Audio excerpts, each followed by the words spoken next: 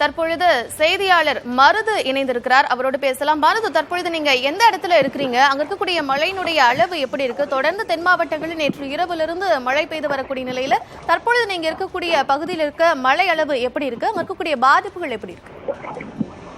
திருநெல்வேலி மாவட்டத்தை பொறுத்தவரை கடந்த 24 மணி நேரத்தை கடந்தும் கனமழை என்பது பெய்து வருகிறது. இதன் காரணமாக திருநெல்வேலி மாவட்டத்தின் மாநகர் மற்றும் புறநகர் பகுதிகளில் தொடர்ந்து மழை பெய்து வருவதன் காரணமாக பல இடங்களில் சாலையில் வெள்ள நீரானது பெருக்கெடுத்து ஓடுகிறது. குறிப்பாக திருநெல்வேலி மாநகர் பகுதியில் இந்த தாமிரபரணி ஆறு என்பது பிரதான நதியாக பயணிக்கிறது. இந்த ஆற்றில் சுமார் 60,000 கனஅடிக்கு மேல் தண்ணீர் சென்று கொண்டிருப்பதால் மாவட்ட ஆட்சியர் அலுவலகமே நீரில் முழுமையாக மூழ்கி இருக்கிறது. மாவட்ட ஆட்சியர் அலுவலகத்தில் இருக்கக்கூடிய தாலுகா அலுவலகங்கள், மாற்றுத்திறனாளி அலுவலகங்கள், உதவி பொறியாளர் அலுவலகங்கள், பல்வேறு அலுவலகங்கள் முழுமையாக நீரில் மூழ்கி இருக்கிறது. பல்வேறு ஆவணங்கள், முக்கிய ஆவணங்கள் என்பது நீரில் மூழ்கி சேதமடைந்திருக்கிறது. மேலும் இங்கு இருக்கக்கூடிய கட்டுப்பாட்டு அறையும் தற்போது முழுமையாக முடங்கி இருக்கிறது. இதன் காரணமாக மாவட்ட ஆட்சியர் அலுவலக வளாகத்தில் செயல்பட்டு வந்த கட்டுப்பாட்டு அறையை பாளையங்கோட்டை பகுதியில் இருக்கக்கூடிய ஊராட்சி ஒன்றிய அலுவலகத்திற்கு திட்டமிடப்பட்டு அதற்கான ஏற்பாடுகள் என்பது தீவிரமாக நடைபெற்று வருகிறது. மேலும் மாவட்ட ஆட்சியர் அலுவலகக்கூடிய இந்த ஆவணங்களாக இருக்கட்டும், அரசு அதிகாரிகள் மற்றும் அங்க இருக்கக்கூடிய வாகனங்கள் முழுமையாக நீர் மூழ்கி இருக்கிறது. மேலும் கட்டுப்பாட்டு அறையில் பணியாற்றிய சுமார் 50க்கும் மேற்பட்ட பணியாளர்களை மீட்டு அவர்கள் அனுப்புவதற்கு தற்போது வரை படகுகள் கொண்டு வரப்படவில்லை.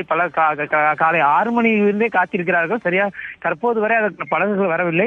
கடலோர மாவட்டங்களிலிருந்து மாவட்ட நிர்வாகம் சார்பாக 10க்கும் மேற்பட்ட படகுகளை ஏற்றி வருவதாக தெரிவிக்கப்பட்டிருக்கும் நிலையில் தற்போது வரை இந்த பகுதிக்கு படகுகள் வரவில்லை. ஆக இங்க இருக்கக்கூடிய பணியாளர்களை வெளியே அழைத்து செல்வதில் பெரும் சிரமம் இருக்கிறது. மேலும் கட்டுப்பாட்டு அறை என்பது முழுமையாகவே முடங்கி இருக்கிறது.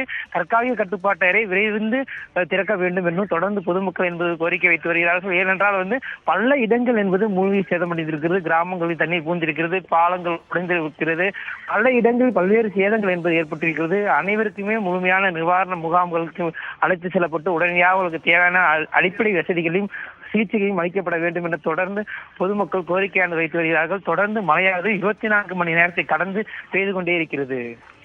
மருதுபாண்டி, கிட்டத்தட்ட கட்டுப்பாட்டு அறை முழுமையாக முடங்கி இருக்கிறது அப்படிங்கிற விஷயத்த சொல்லியிருக்கிறீங்க. பொதுமக்களுக்கான எல்லா தேவைகளும் கட்டுப்பாட்டு அறை மூலமாகவே நிறைவேற்றப்படக்கூடிய நிலையில் கட்டுப்பாட்டு அறை முடங்கி இருப்பது அப்படிங்கிறது மிகப்பெரிய பிரச்சனையாகத்தான் பார்க்கப்படுகிறது. கட்டுப்பாட்டு அறையை மீண்டும் செயல்பாட்டுக்கு கொண்டு வருவதற்கான நடவடிக்கைகள் எடுத்திருக்கிறாங்களா? அது மாவட்ட ஆட்சியர் அலுவலகத்தில் தான் கட்டுப்பாட்டு அறை செயல்பட்டு வந்தது. அந்த பகுதியில் மரம் விழுந்ததன் காரணமாக மின் இணைப்பு முழுமையாக துண்டிக்கப்பட்டது. இருப்பினும் ஜெனரேட்டர் மூலம் கட்டுப்பாட்டு அறை என்பது செயல்படுத்தப்பட்டிருந்த நிலையிலும் ஜெனரேட்டரில் முழுமையாக நீர் மூழ்கியதன் காரணமாக 3 ஜெனரேட்டருமே முழுமையாக நீரில் மூழ்கியது. இதனைத் தொடர்ந்து மீண்டும் அதை முயற்சி செய்து மாவட்ட நிர்வாகம் UPSC வசதியுடன் தொடர்ந்து அதுக்கு மின் இணைப்பு கொடுக்கப்பட்டு தொடர்ந்து செயல்பட்டிருந்த நிலை சற்று ஒரு அரை மணி நேரத்திற்கு முன்பாக முழுமையாக கட்டுப்பாட்டு மையம் என்பது முழுமையாக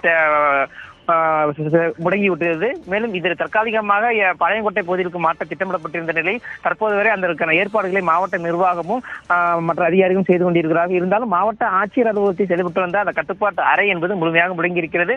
மேலும் அந்த அறையில் செயல்பட்டு பணியாற்றி வந்த சுமார் 50க்கும் மேற்பட்ட பணியாளர்கள் மாவட்ட ஆட்சியர் அலுவலகத்தை விட்டு வெளியேற முடியாமல் அங்கேயே ஒரு முகாமிடக்கூடிய ஒரு நிலை என்பது ஏற்பட்டிருக்கிறது. மேலும் அந்த பகுதிக்கு ஒரு விரைந்து படகுகளை அனுப்ப வேண்டும், அவர்களை உடனடியாக மீட்க வேண்டும் என பிரதானமாக அந்த பகுதி மக்களும் அந்த இருக்கக்கூடிய அதிகாரிகளும் கோரிக்கை வைத்திருக்கிறார்கள்.